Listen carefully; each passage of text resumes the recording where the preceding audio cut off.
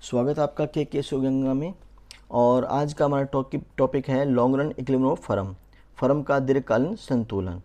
Now long run क्या होती है, बात हम जानते हैं कि दीर्घकाल समय की वो अवधि होती है जिसमें एक उत्पादक के सभी फैक्टर वेरिएबल होते हैं, तो वो जो भी चेंज करना चाहे चेंज कर सकता है। डिमांड के अकॉर्डिंग सप्लाई को चेंजेस किए जा सकते हैं। अब लॉन्ग रन में जो नॉन प्रॉफिट कंडीशन है वो है LAC is equal to AR, कि जो लॉन्ग रन एवरेज कॉस्ट है वो इक्वल होना चाहिए AR के।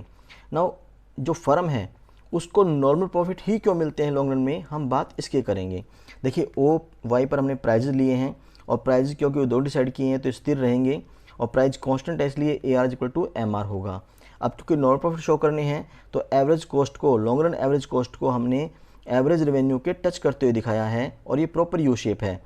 जो long run marginal cost curve है वो long run average cost curve को उसके मिनिमम पॉइंट पे कट करेगा और कट करते हुए जाएगा।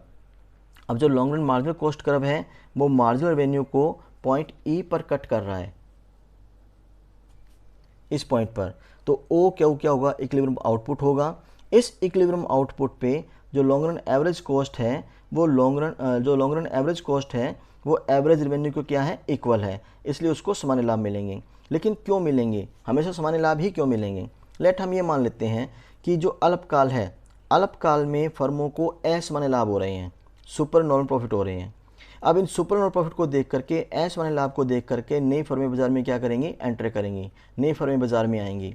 जब नई फर्में बाजार में आएंगी तो वो उत्पादन करेंगी, उत्पादन करने से सप्लाई क्या हो जाएगी, इंक्रीज हो जाएगी, पूर्ति बढ़ जाएगी।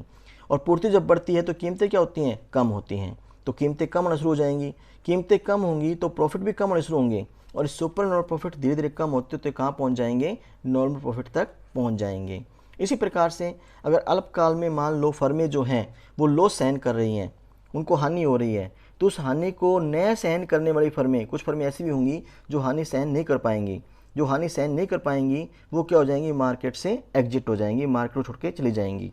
जब मार्केट को छोड़ चली जाएंगी तो सप्लाई रिड्यूस होगी और सप्लाई रिड्यूस होने से जो प्राइस है क्या करेंगे, इंक्रीज करेंगे। प्राइस इंक्रीज करने से प्रॉफिट भी इंक्रीज करेंगे, क्योंकि पहले लॉस हो रहा था तो कहाँ तक पहुँचेंगे, वो नॉर्मल प्रॉफिट तक।